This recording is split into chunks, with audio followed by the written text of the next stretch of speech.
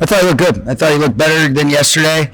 I thought it was a step in the right direction, and we're going to continue to hope that he's able to stack days and feel good, and it's what's happened so far. And I thought there was some good rushes that we had where we had to move and manipulate the pocket, activated all parts of the field, and so I think yesterday it was good for him to be able to get a feel. I don't know, I think it was good for him to be able to go through the whole practice.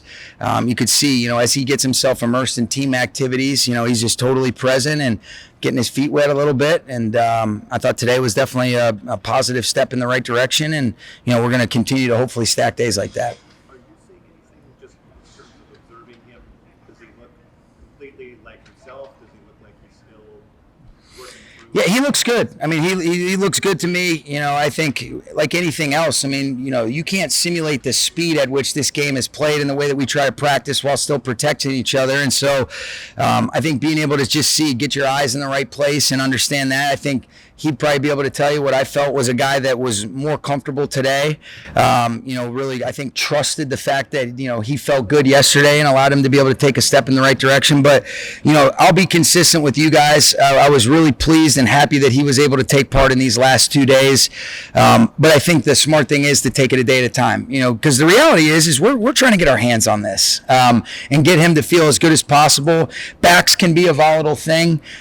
This is definitely positive progress. But what I think you want to be able to do is say, hopefully after, a few minutes settle down, am I still feeling good? Do I wake up tomorrow still feeling good? And those are the steps that I think are the appropriate measures to be able to take. But it certainly is trending in a positive direction for us.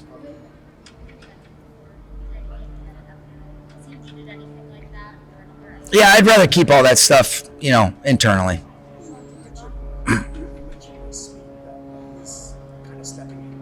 Start your question over. I'm sorry. You mentioned the speed that he's stepping into. Sure. In terms of guys that they're practicing with. Yeah.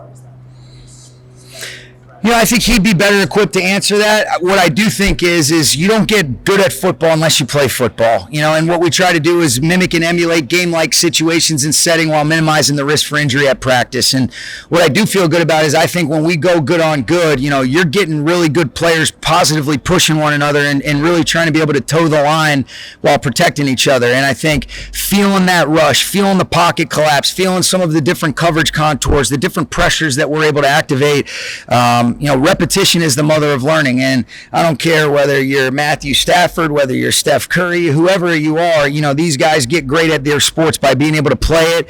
That's why we want to do a great job. If this is the direction that we're headed, want to try to be able to smartly accumulate as many reps as possible before September 7th. And I do think that the experience helps him. Having 17 years or going into year 17 is beneficial, but I think he would tell you that it still is great to be able to get out here. All the reps he got in the spring, I think, were helpful. It's a different speed. There's different things that we're activating when we're in pads. There's a little bit more volume on both sides. I think he's handled the last 2 days really well. And I'll be just like, I think a lot of fans and a lot of his teammates and coaches that you're really hopeful that this is the direction that we continue to just stack good blocks so we can build a good foundation and allow him to be the Matthew that we're accustomed to seeing and feel as good as possible by the time the opener comes around. He did. Yeah, this has been kind of consistent, Maria, with what we've done. I think he's in a great place, and so it was nothing more than that.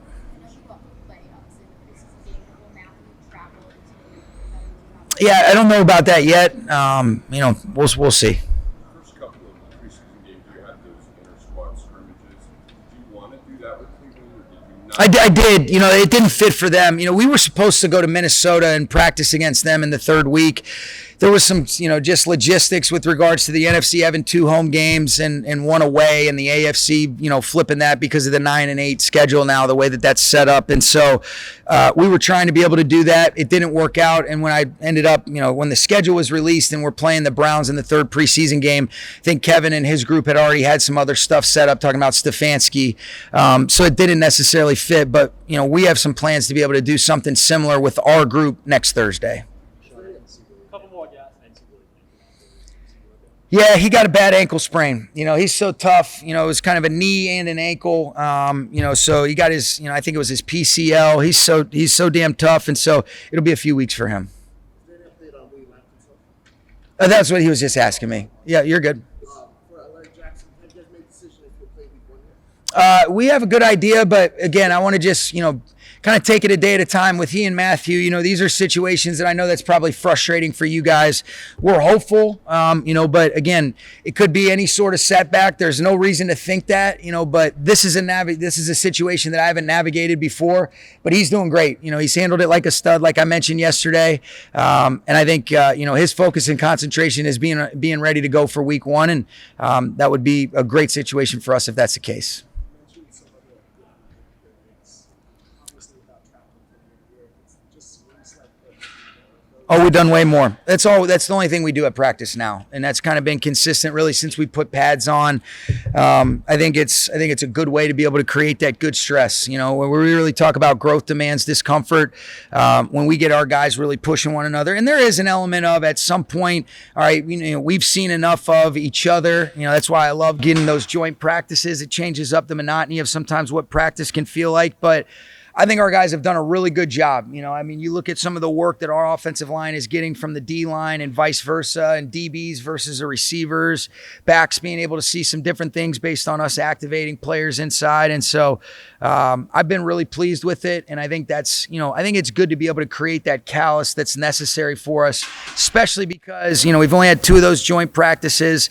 And then there is an element of, because we don't play in those preseason games, what's the closest thing that we can get to creating some of those good nerves that you feel when you're in competition that I think is healthy and lets you know you're alive. Okay?